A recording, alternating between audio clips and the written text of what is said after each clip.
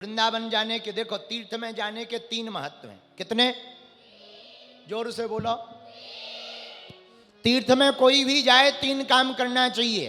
पहला काम स्नान, वहां जो भी हो गए, जैसे वृंदावन जाओ तो पहले रज स्नान करो, फिर यमुना स्नान करो।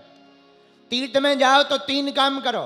पहला जाकर के स्नान करो, स्नान करने के बाद दूसरा काम बोले दान।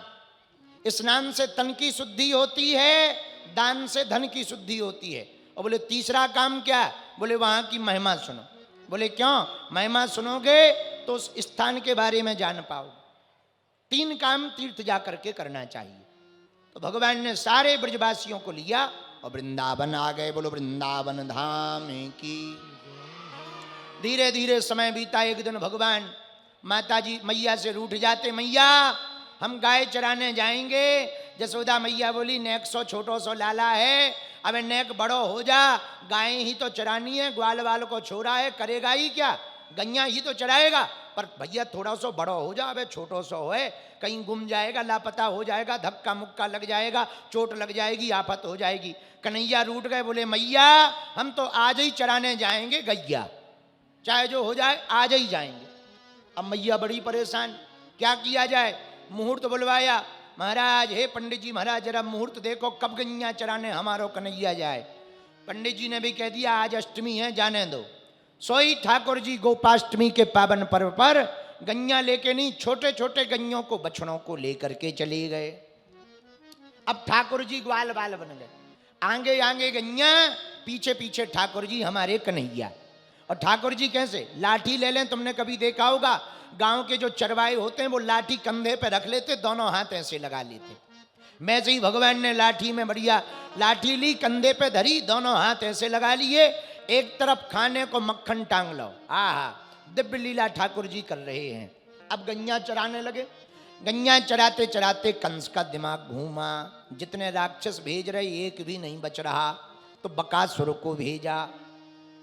बकासुर बगला का रूप धारण करके भगवान को मारने आया। भगवान बोले कोई बात नहीं, आ जाओ, तुम्हारा भी स्वागत है। बकासुर बगले का रूप धारण करके बैठ गया, भारी शरीर बगुला का। जैसे ही कन्हैया को देखा, सोई बकासुर ने भगवान को अपनी चोंच में दबा लिया।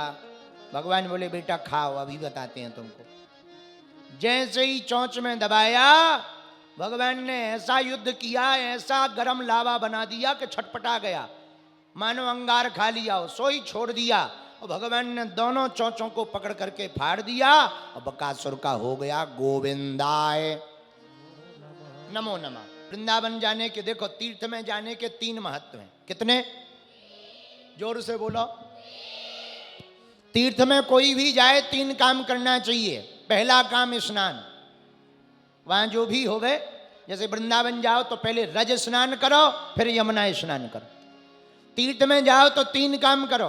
पहला जाकर के स्नान करो, स्नान करने के बाद दूसरा काम बोले दान। स्नान से तन की शुद्धि होती है, दान से धन की शुद्धि होती है। और बोले तीसरा काम क्या? बोले वहां की महिमा सुनो। बोले क्यों? महिमा सुनोगे तो उस स्थान के बारे में जान पाओगे। तीन काम तीर्थ जाकर के करना चाहिए। तो भगवान ने सारे ब्रजवासियों को लिया और वृंदावन आ गए। बोलो वृंदावन धाम की। धीरे धीरे समय बीता। एक दिन भगवान माता जी मैया से रूठ जाते, मैया हम गाय चराने जाएंगे। जसोदा मैया बोली नेक सो छोटो सो लाला है, अबे नेक बड़ो हो जा, गाय ही तो चरानी है, ग्वाल वाल को छोड़ा है, करेगा ही क्या, गैया ही तो चराएगा।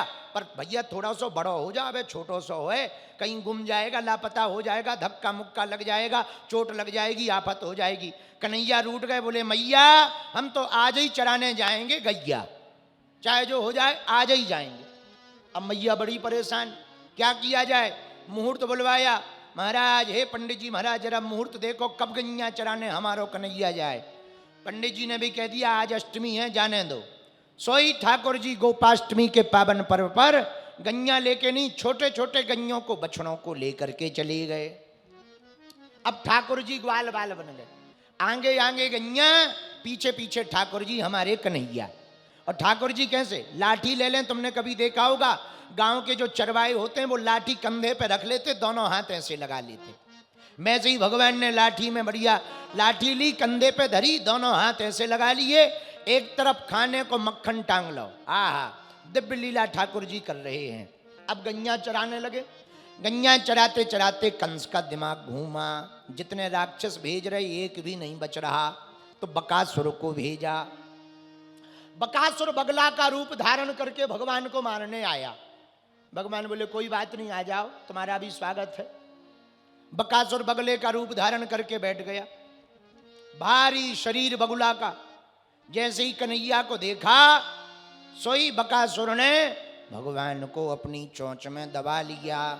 भगवान बोले बेटा खाओ, अभी बताते हैं तुमको। जैसे ही चोंच में दबाया, भगवान ने ऐसा युद्ध किया, ऐसा गरम लावा बना दिया कि छटपटा गया, मानो अंगार खा लिया हो। सोई छोड़ दिया और भगवान ने दोनों चोंचों को पकड़ करके फाड़ दिया और बकासुर का हो गया गोविंदाय नमो नमः।